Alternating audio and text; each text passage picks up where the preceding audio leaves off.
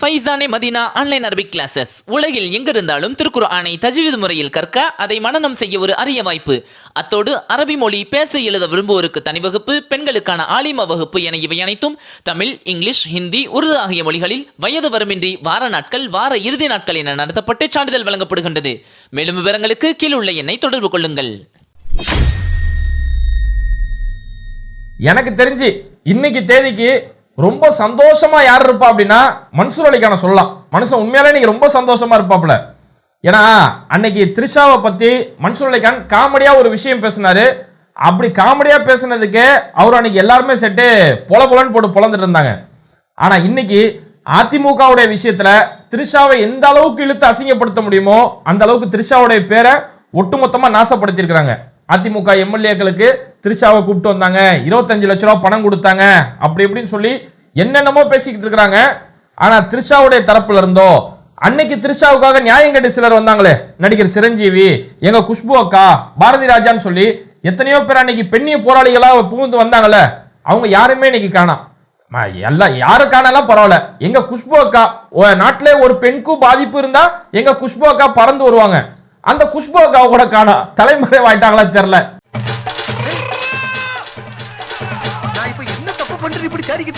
அதிமுகவுல இப்போ உள்கட்சி பிரச்சனை ரொம்பவே பெரிய அளவுல போயிட்டு இருக்குது. அதுல சேலம் ஒன்றிய அதிமுகவுடைய ஒரு பொறுப்புல இருந்தவர் ஏவி ராஜு, அவர் வந்து இப்ப கட்சியை விட்டு நீக்கி இருக்கிறாங்க. கட்சியை விட்டு நீக்கணும்னு அதிமுக மேல கடுமையான குற்றச்சாட்டுகளை முன் வச்சிட்டு இருக்காரு. என்ன எப்படி இவங்க கட்சியை விட்டு நீக்கலாம், என்ன கட்சியை விட்டு நீக்கிறதுக்கு எடப்பாடி பழனிசாமிக்கு என்ன அதிகாரம் இருக்குது அப்படின்னு சொல்லி பல வகையில கேள்வி கேட்கிறாரு.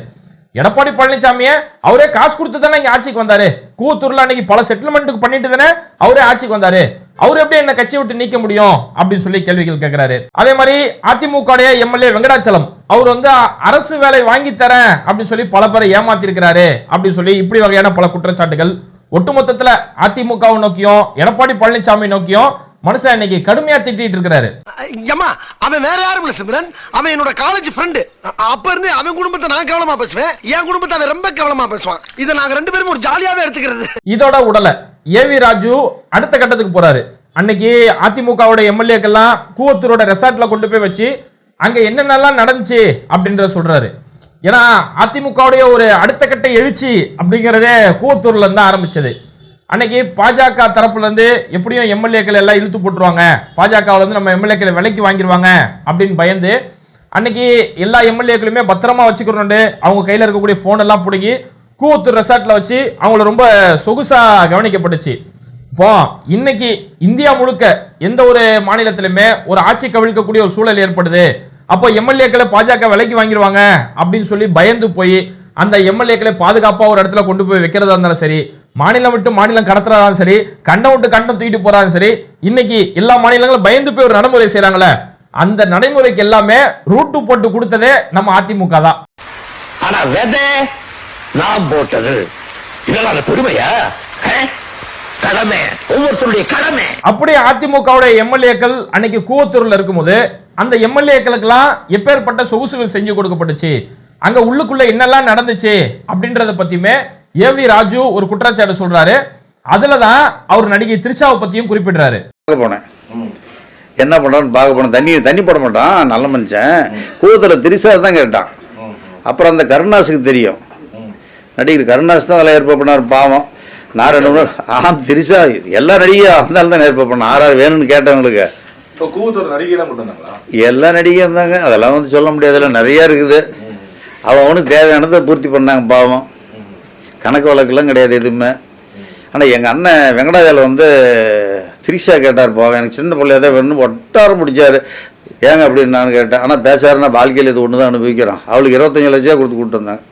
என்ன ஆதாரங்குது? ஒரு பொம்பளை கிட்ட போறத வந்து நான் பார்த்துட்டே. ஓகே, இப்போ ஏவி ராஜு இப்பேற்பட்ட குற்றச்சாட்டுகள் சொல்லிட்டு இருக்காருல்ல, ஆனா இவர் சொல்லக்கூடிய எந்த குற்றச்சாட்டுக்குமே அவரு எந்த ஒரு ஆதாரத்தின் அடிப்படையுமே சொல்லல. இதுக்கு இங்க நடந்துச்சு, இதுக்கு நான் இந்த ஆதாரம் சொல்றேன்னு சொல்லி எந்த ஆதாரமும் அவர் சொல்லல. ஆனா அவருடைய பேச்சு இன்னைக்கு சமூக ஊடகங்கள்ல பெரிய அளவுல வைரலா போயிட்டு இருக்குது. மிகப்பெரிய அளவுல இன்னைக்கு எங்க திறந்தாலும் ட்விட்டர்ல ஒரு ஹேஷ்டேக் நம்பர் 1 அளவுக்கு இந்த இஷ்யூ தான் இன்னைக்கு பேசப்பட்டு இருக்குது. பல இடங்கள்ல அவருடைய பேச்சுக்கு எதிர்ப்பு உருவாயிருக்கு.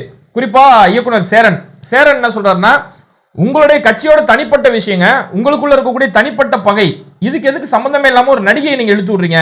இது பொதுவாகவே ஒரு பொது புத்தி இருக்குது, நடிகைனால இப்படிப்பட்டவங்க தான் அப்படின்னு சொல்லி ஒரு பொது புத்தியின் அடிப்படையில இப்படி நடிகைகளை இழுத்து விடுறது எந்த வகையில நியாயம்? ஒன்னு ஆதாரத்தோட பேசணும், இல்லையா அந்த மாதிரி நடிகைனாலே இப்படிதான் இப்படின்ற பேச்சு மாறணும். அதனால இப்படி ஆதாரம் இல்லாம பேசியிருக்கக்கூடிய அந்த ஏவி ராஜு மேல கண்டிப்பா சட்ட ரீதியான நடவடிக்கை எடுக்கணும் அப்படின்னு சொல்லி இயக்குனர் சேரன் இது சம்பந்தமா பேசியிருக்கிறாரு.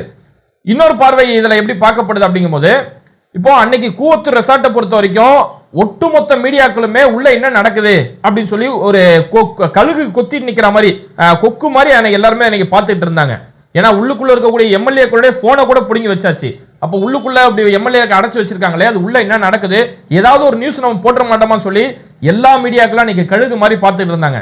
அப்ப அப்படி இருக்கக்கூடிய நேரத்துல இவ்வளவு பிரபலமான ஒரு நடிகை எப்படி உள்ள போயிருப்பாங்க அப்படின்ற கேள்வி இந்த இடத்துல உருவாகுது. இன்னொரு சிலர் இல்லங்க உள்ள அப்படி நடந்திருக்கோங்க இப்படி நடந்திருக்குங்க அப்படின்னு சொல்லி அவங்களுடைய அனுமான கருத்துக்களை ஒரு சிலர் சொல்றாங்க. அதனால இந்த இடத்துல இவர் ஆதாரம் இல்லாம இந்த விஷயத்தை சொல்லியிருக்கிறாரு.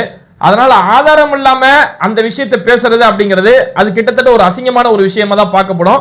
அதனால ஆதாரம் இல்லாம இப்படி ஒருத்தர் மேல ஒரு குற்றச்சாட்டையோ இது மாதிரி ஒரு விஷயத்தை பேசுறது அது கண்டிப்பா ஒரு அறமில்லாத செயலா தான் பார்க்கப்படும். ஆனா இந்த இடத்துல த்ரிஷா உட்பட பல பெண்ணிய போராளிகள் கிட்ட நம்ம கண்டிப்பா சில கேள்விகளை கேட்டே ஆகணும்.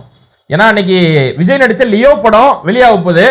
அந்த படம் சம்பந்தமான ஒரு நிகழ்ச்சியில நடிகர் மன்சூர் அலிகான் வந்து ஒரு காமெடிக்காக ஒரு விஷயம் பேசுறாரு. இந்த படத்துல வந்து எனக்கு சில சீன் தான் கொடுத்தாங்க, நான் வந்து த்ரிஷா கூட நடிக்கிறோம் அப்படின்னும் போது நான் என்னன்னாவும் நினைச்சேன், அந்த காலத்துல எனக்கு வில்லனா இருக்கும் போது ரோஜாவை கடத்திட்டு போய் ரேப் பண்ற மாதிரி எனக்கு சீன்லாம் வைப்பாங்க, அந்த மாதிரி இந்த படத்துல த்ரிஷாவை கடத்திட்டு போய் ரேப் பண்ற மாதிரிலாம் சீன்லாம் இருக்குன்னு பார்த்தேன், கடைசியில் த்ரிஷாவை என் கண்ணில் காட்டவே இல்லை அப்படின்னு சொல்லி ஒரு நகைச்சுவைக்காக அன்னைக்கு மன்சூர் அலிகான் இந்த விஷயம் பேசினாரு.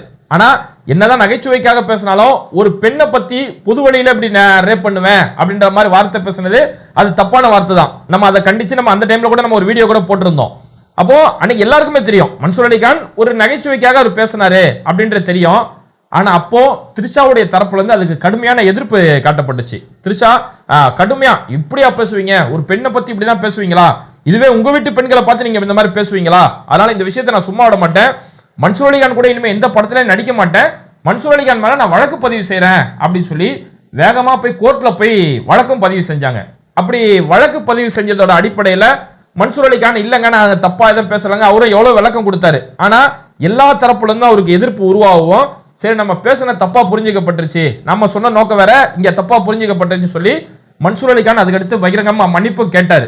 மன்னிப்பு கேட்டதுக்கு அப்புறம் தான் த்ரிஷா அந்த விஷயத்தை சும்மா விட்டாங்க. ஆனா அங்க அந்த ஒரு காமெடிக்காக சொல்லப்பட்ட விஷயத்துல இவ்வளவு கொதிச்ச த்ரிஷா இன்னைக்கு ஒரு அதிமுகவுடைய முன்னால இருந்த ஒரு நபர் அதிமுக இவங்களை எப்படி பயன்படுத்தினாங்க, அவங்களுக்கு 25 லட்சம் ரூபாய் கொடுத்தாங்கன்னு சொல்லி அவங்களுடைய நடத்தையை வச்சு இந்த அளவுக்கு கொச்சையா கொடூரமா பேசப்பட்டிருக்குது. அப்ப நியாயமா பார்த்தா இந்த த்ரிஷா இந்த இடத்துல சுப்ரீம் கோர்ட் வரைக்கும் நியாயமா அவங்க போயிருக்கணும். ஆனா அந்த இடத்துல த்ரிஷா தரப்புல இருந்து எந்த ஒரு பதிலோ எந்த ஒரு மறுப்போ அவங்கள்ட்ட இருந்து இப்போ வரைக்கும் வரல. அப்போ ஒரு சாமானிய இடத்துல இருந்து ஒருத்தன் ஒரு காமெடிக்காக சொன்னா மட்டும் நாங்க வேகமா எதிர்ப்போம், அதுவே அதிகார வர்க்கத்துல இருந்து ஒருத்தவங்க யாராவது என்ன எப்ப ஏற்பட்ட உச்சக்கட்டத்தா பேசினா கூட நாங்க வாயை திறக்க மாட்டோம் அப்படின்னு இருந்தா அப்போ உங்களுடைய அந்த பெண்ணிய புரட்சி அதெல்லாம் எங்க போச்சு அப்படிங்கறதா நம்ம கேட்க தோணுது.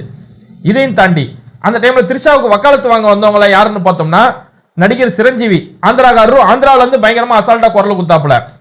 இங்க நம்ம ஐயா பாரதி ராஜா எல்லாம் பயங்கரமா அன்னைக்கு பேசினாரு.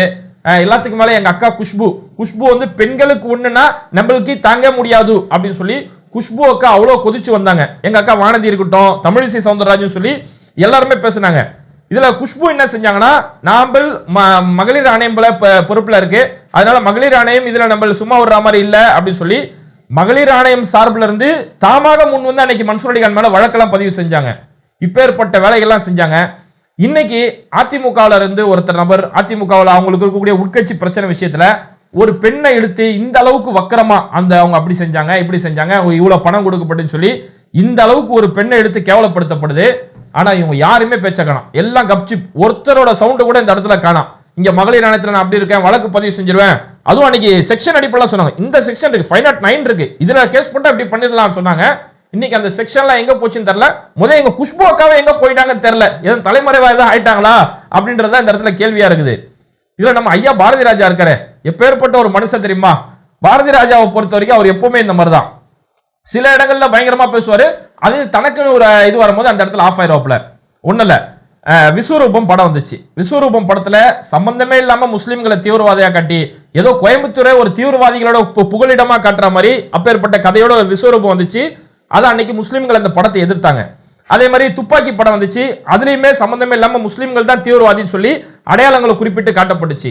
அப்போ அந்த இடத்துல ஏங்க ஒரு மதத்தை இப்படி நீங்க தீவிரவாதி பட்டம் சுமத்துறீங்க அப்படின்னு சொல்லி கேள்வி கேட்கும் போது பாரதி ராஜா வந்து சொல்றாரு, என்ன நீங்க இதெல்லாம் கருத்து சுதந்திரத்தை தடுக்கிறீங்க, இன்னும் நீங்க சொல்ல பார்த்தா அப்பம் குதிரைக்குள்ள இல்லைன்ற மாதிரில இருக்கு அப்படின்னு சொல்லி அன்னைக்கு பயங்கரமான கருத்து பேசினார் பாரதி ராஜா. ஆனா அதே பாரதி ராஜா இன்னொரு இடத்துல எப்படி ஆனார்னா, நடிகர் விஜய் சேதுபதி 800 சொல்லி ஒரு படம் நடிக்கிறாரு. இலங்கை முத்தையா முரளிதரன் கிரிக்கெட் பிளேயர் முத்தையா முரளிதரனுடைய வாழ்க்கை வரலாறு படமா எடுக்கிறாரு. அதுல தமிழர்களுக்கு எதிராகவோ எந்த ஒரு காட்சியுமே கிடையாது. இத்தனைக்கு அன்னைக்கு படத்தோட அனௌன்ஸ்மெண்ட் மட்டும் தான் வந்துச்சு. இப்படி ஒரு 800 படத்துல விஜய் சேதுபதி நடிக்கிறாரு அப்படின்னு அன்னைக்கு எல்லாரும் எதிர்க்கும் போது பாரதி ராஜாவும் எதிர்த்தாரு. இந்த படத்துல விஜய் சேதுபதி நடிக்க கூடாது அப்படின்னு சொல்லி அந்த இடத்துல தடுத்தாரு. அந்த இடத்துல இவங்களுக்கு கருத்து சுதந்திரம் எங்க போகுதுன்றது தெரியாது. ஃபேமிலி மேன் சொல்லி ஒரு வெப் சீரிஸ் ஒன்று வந்துச்சு. அந்த படத்துல இலங்கை தமிழர்களை தப்பா காட்டக்கூடிய காட்சிகள் இருந்துச்சு. அன்னைக்கு வந்து அந்த படத்தை எதிர்த்தாரு. இந்த படத்தை தடை செய்யணும் அப்படின்னு சொல்லி பாரதி ராஜா எதிர்த்தாரு. அப்போ அடுத்தவனுக்கு ஒண்ணுனா அங்க கருத்து சுதந்திரம் பேசுவாங்க.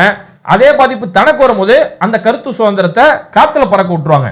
அந்த மாதிரிதான் இப்பவும் இருக்கிறாங்க. அன்னைக்கு த்ரிஷாவுக்கு மன்சூர் அலிகான் ஒரு காமெடியா சொன்னது, பாரதி ராஜா வேகமா வந்து மன்னிப்பு கேட்கணும், இதை விடக்கூடாது அப்படின்னு பேசின பாரதி ராஜா இன்னைக்கு அதிமுகவில் இருக்கக்கூடிய ஒரு நபர் அவரு த்ரிஷாவை இந்த அளவுக்கு கொச்சையா கொடூரமா பேசியிருக்கிறாரு.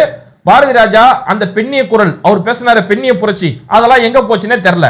ஆக மொத்தம் பல இடங்கள்ல எப்பவுமே இப்படிதான், குற்றம் செய்யறவங்களை விட அந்த குற்றத்துல நான் வந்து நியாயம் பேசுறேன் அப்படின்னு சொல்லி ஆளுக்கு ஒரு நியாயம் ஊருக்கு ஒரு நியாயம் பேசுறாங்க தெரியுமா, அவங்க அந்த குற்றவாளிகளோட மோசமானவங்க. அவங்கள்ட்ட தான் நம்ம ரொம்ப உஷாரா இருக்கணும். அதனால இந்த இடத்த பொறுத்த வரைக்கும் இப்போ ஏற்பட்ட குற்றச்சாட்டு த்ரிஷா மேல வச்சிருக்கிறதால த்ரிஷா அவங்க அடுத்த கட்ட என்ன மாதிரி நடவடிக்கைகள் எடுக்க போறாங்க, இல்ல இப்படிப்பட்ட பேச்சுகள் பேசின அந்த அதிமுகவை சேர்ந்த ஏவி ராஜு அவர் மேல ஏதாவது நடவடிக்கை எடுக்கப்படுமா, இல்ல எங்க அக்கா குஷ்பு பாரதி ராஜா மாதிரியானவங்க திரும்பவும் பொங்கிட்டு வருவாங்களா அப்படிங்கிறத பொறுத்திருந்து பார்க்கலாம். நான் இப்ப என்ன தப்பு பண்றது இப்படி தேடிக்கிட்டு இருக்காங்க.